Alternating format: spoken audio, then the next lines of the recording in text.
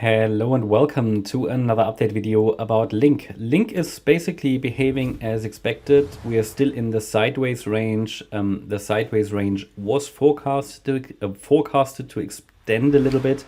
It has extended a little bit, and now we have a pretty full Elliott wave triangle wave count here.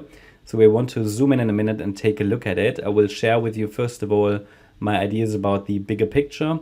This is the 4-hour time frame. This is still an overall bullish perspective.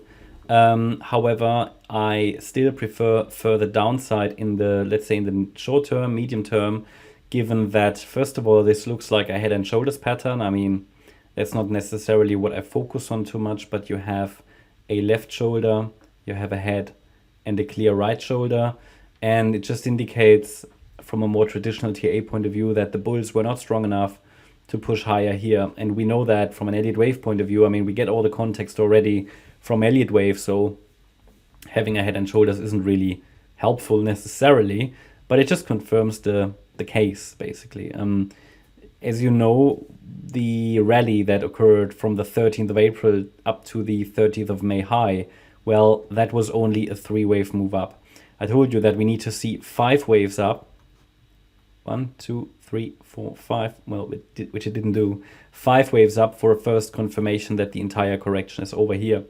Because we never got the 5 waves, obviously the correction is set to extend, and we always want to see those 5 waves, or we cannot confirm a low in place. Very, very important, because if you're not aware of that, you know, you're caught in a trap sometimes. So the idea is we have this 5-wave move up, okay, which is obviously a first impulse, so we have an overall bullish thesis.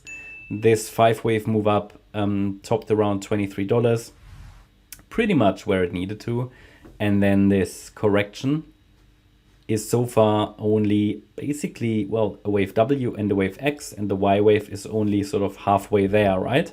So the idea is in the Y wave we get another low, and the Y wave is an ABC structure. We're going to zoom in a minute and take a look at that. But overall, this wave 2 correction, which is a WXY structure, ideally finds support before breaking below $6.89. Before breaking below $6.89. And this is important because any break below $6.89, the 78.6 retracement, would indicate that possibly something a little bit more bullish is going on. A little bit more bearish is going on, because wave 2s would normally not break below that level. Yeah. Wave 2s would normally not break below that level where they can, and that's why I have this additional level below, which is the invalidation point.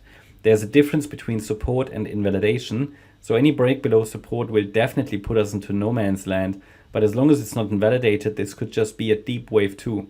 But that's not expected. We can't expect a wave 2 to be that low, okay? That deep, just not great, and usually doesn't happen. It's all about statistics, it's all about probabilities. So as soon as we see a break below that level, I'd say it's not guaranteed, but usually those fail in the end. Usually those fail. So it's all about, okay, this is the support zone where most wave 2s normally bottom. Now that's great, that's the bigger picture. Now let's zoom in. That means there is still plenty of space. The price is currently at $14.28. And what is the forecast? What was the forecast? The forecast was, okay, this is an A wave down, which bottomed here in possibly 5 waves on the 18th of June. Wave A of Y. Okay, a Y wave is an ABC structure, which means we need a B wave and a C wave. Now, I did see quite early the potential here for a triangle to form, which is a 5-wave move. A, B, C, D, E. That actually happened. Yeah, it actually followed this wave count nicely. And whether it's really now breaking down or not, I mean, that's a different question, but it followed the forecast now perfectly, forming higher lows and lower highs. That's exactly what we normally expect in a triangle pattern.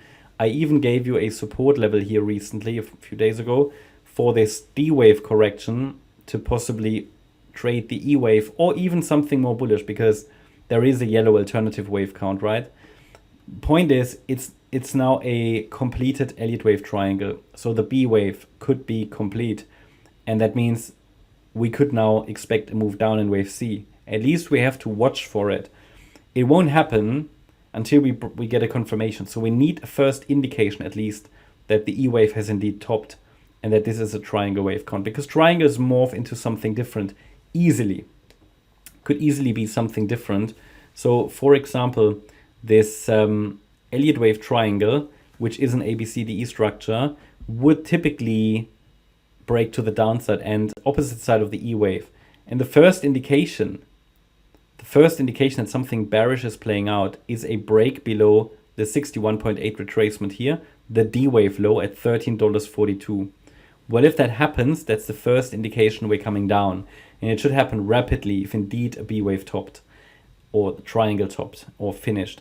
And the further confirmation will come with a break below the internal B wave low at 12.74. Well, then this would be confirmation the triangle is broken. There isn't going to be any better confirmation than that. Naturally, this is not certainty, it's just confirmation. Now, however, I mentioned to you that this support zone could be used also to trade the yellow third wave in case it's not a triangle, but a larger B wave flat correction, which is unfolding as an ABC structure. Then we should see further upside. Well, I won't confirm that until we break above the yellow line at $14.80. But this was a good example of, okay, we've got one bearish, one bullish count, but in the short term, both are expected to reverse here or show us a reaction.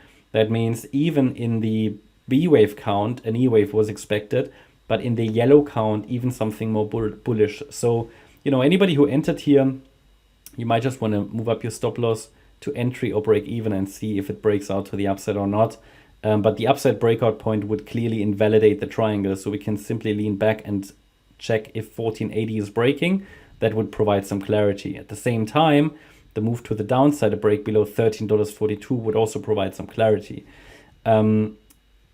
Basically, we've been watching for sideways, and now we've arrived at a point where a breakout could be imminent because the wave count is now full. I'll keep you updated. Hope you liked the update. If you did, please hit the like button, leave a comment and subscribe. And if you really like the content, then please check out the channel membership. Also make sure that you follow us on Instagram and Twitter for additional content. Thanks a lot for watching. Bye-bye.